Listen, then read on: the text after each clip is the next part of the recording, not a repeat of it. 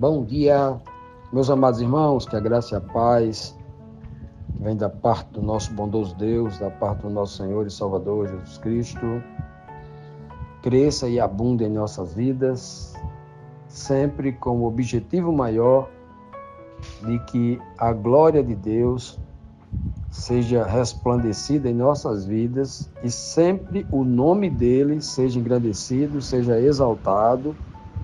O nome do nosso Senhor e Salvador Jesus Cristo receba as honras e as glórias e não o nosso. Que cada um de nós possa viver nessa humildade de Cristo. Meus amados, hoje, segunda-feira, vamos dar aqui continuidade à nossa lição bíblica diária. Essa semana estamos estudando sobre o julgamento do Senhor, lição número 3. O Senhor julga.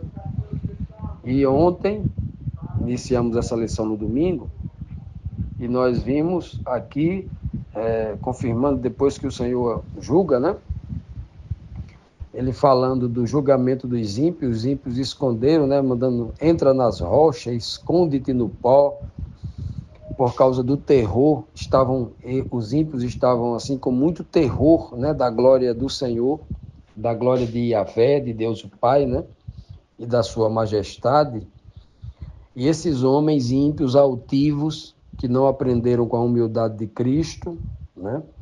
Serão abatidos, esses homens altivos serão humilhados, né? E só naquele dia, só o Senhor seria exaltado, inclusive por estes ímpios, né?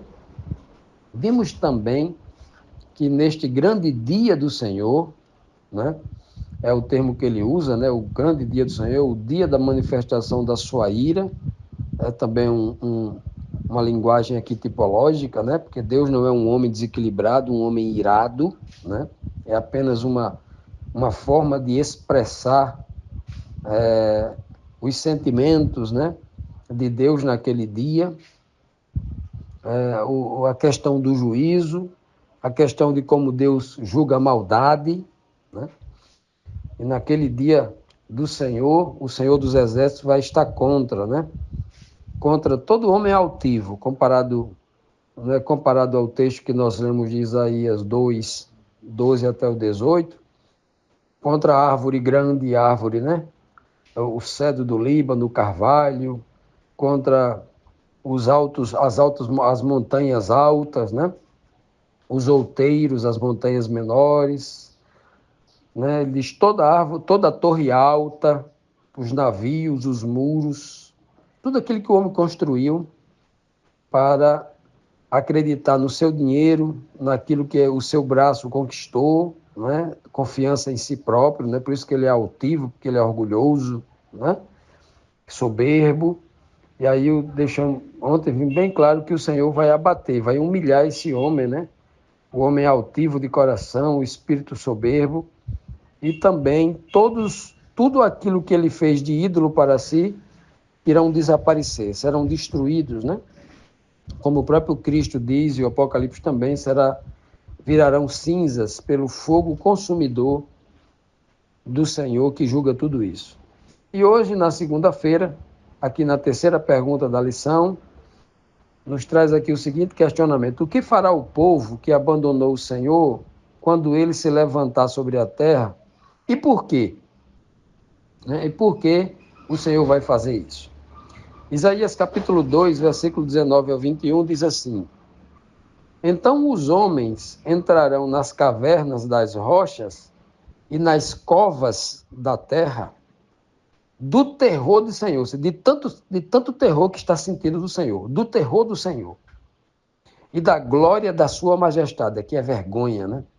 Quando Deus se levantar para assombrar a terra. Naquele dia, o homem lançará as toupeiras, se lançará como toupeira, querendo cavar para se esconder debaixo da terra de tanta vergonha, né? Naquele dia, o homem se lançará as toupeiras. Toupeira é um animal parecido muito com tatu, ele cava, né? Cava em alta velocidade debaixo da terra, né? Para fazer as suas tocas e tal, e se proteger. E os morcegos, porque os morcegos é aquele que se esconde dentro das cavernas mais escuras, mais profundas, né? Então veja que exemplo assim preciso o profeta está usando, né? A topeira que se esconde debaixo da terra, que ele acabou dizendo no texto anterior, e o morcego, que é o animal que vai na parte mais escura, mais profunda da caverna para ali se abrigar, né? Então, naquele dia o homem lançará as topeiras e aos morcegos os seus ídolos de prata e os seus ídolos de ouro, por causa do terror do Senhor e da glória da sua majestade, quando ele se levantar para abalar terrivelmente a terra. Então veja, meus amados irmãos, que este verso aqui é um verso que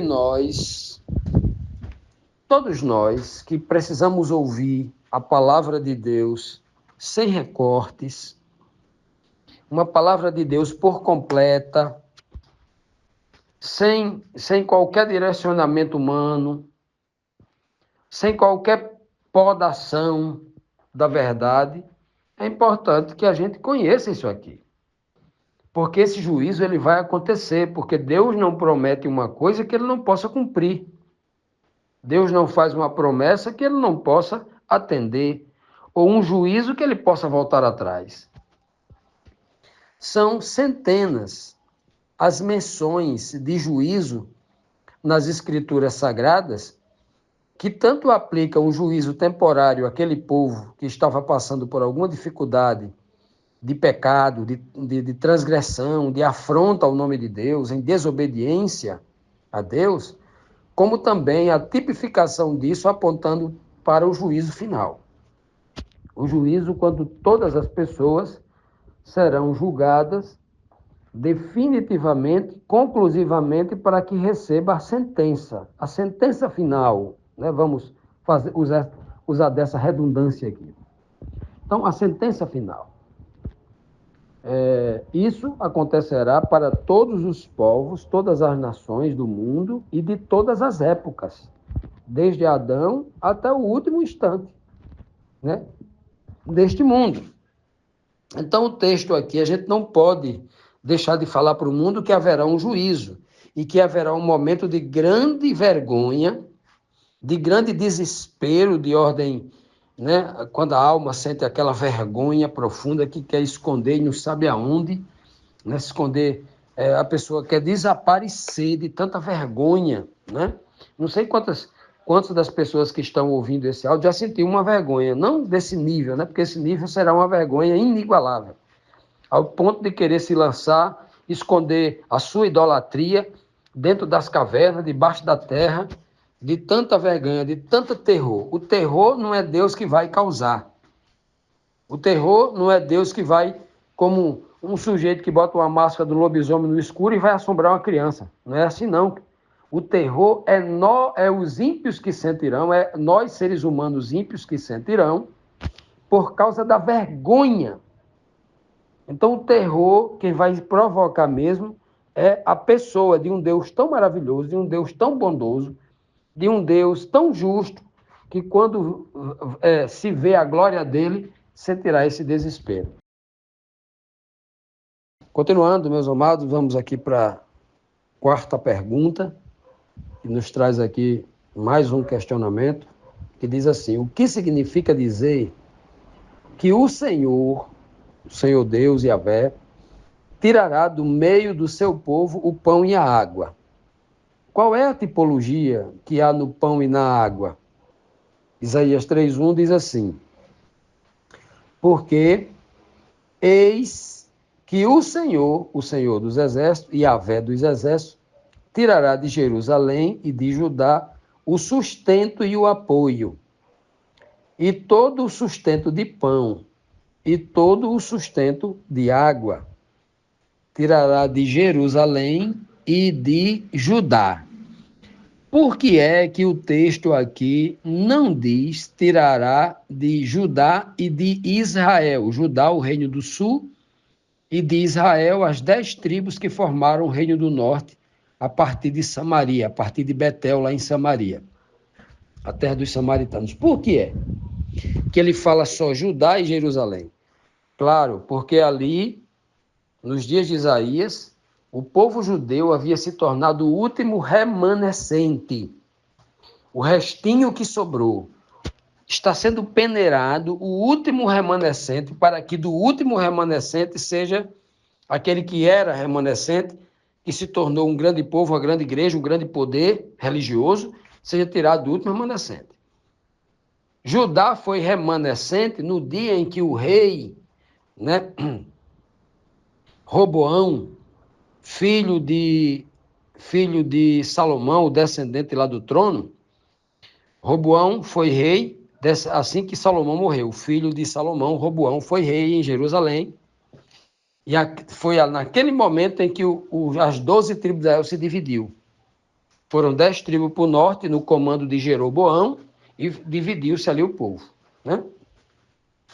Então, naquela ocasião, muitos anos antes aqui de Isaías escrever isso, naquele momento, Judá foi feita o remanescente. Deus retirou do meio das 12 tribos apenas uma tribo, chamada Judá, para que ficasse em obediência a Deus a partir do templo lá em Jerusalém. É tanto que Jeroboão, ao levar as 10 tribos lá para o norte, a primeira coisa que fez lá foi um bezerro de ouro para o povo entrar em apostasia. Naquele momento, Judá se tornou o remanescente. Mas nos dias de Isaías aqui, já não era mais o remanescente. Deus já estava anunciando a retirada de um remanescente dentro daquele judeu, do Judá, que era o remanescente lá atrás, mas que havia se tornado naquela igreja caída em apostasia. E como é que ocorre desde o Gênesis até então esse movimento? Né? De todos os filhos de Adão até os dias de Noé, Deus, da nação da terra todinha, tirou 8 remanescentes dentro da arca. Né? E aí, de todos os 3 filhos, Noé e a sua família, Noé mais seus 7 familiares, as 8 pessoas de arca, era o remanescente de todo o povo de Adão até ali. Deus tirou um remanescente para recomeçar a igreja do zero. E aí, do povo de Noé, que habitou a terra todinha, de Sem, Cão e Jafé, Deus tirou da descendência de Sem, o semita, tirou Abraão. Abraão era o remanescente de toda a igreja de Noé que havia afundado no pecado. Né? Inclusive o pai de Abraão, né, que era um fazedor de ídolos, né, de estátua de ídolos. E de Abraão, obviamente, né, foi as 12 tribos, né, e das 12 tribos Deus tirou ali Judá como remanescente. Então é desse remanescente. De Judá, o remanescente principal ali foi Jesus Cristo, o judeu, que ali iniciou-se uma nova igreja, a igreja da nova aliança, com 12 apóstolos, e esta igreja cresceu tanto, que ela se apostatou e Deus tirou um remanescente. E agora, no tempo do fim, vai tirar um novo remanescente. Né? Porque a igreja do tempo do fim agora é uma igreja que está em profunda apostasia. Deus vai tirar um remanescente. Repetindo várias vezes o que nós estamos lendo aqui. Então, o Senhor vai tirar o sustento dessa igreja que era Judá, que era uma igreja chamada por Deus, mas que entrou em apostasia, ele vai tirar outro remanescente. Vai tirar por quê? Para que dali ele tire o remanescente. Só mais um exemplo para a gente entender como é que significa tirar o sustento. Judá estava rica, se achando poderosa, né? Então o Senhor mandou Nabucodonosor, o rei da Babilônia, para prender todo mundo lá, matar um monte de gente, queimar, derrubar os muros, derrubar a cidade, queimar o templo, derrubar tudo.